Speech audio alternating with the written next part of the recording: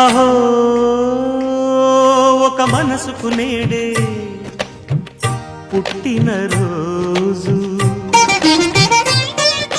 అహో తన పల్లవి పాడే చల్లని రోజు, ఇదే ఇదే కుహు స్వరాల కానుక, మరో వసంత గీతిక జనించు రోజు. అహో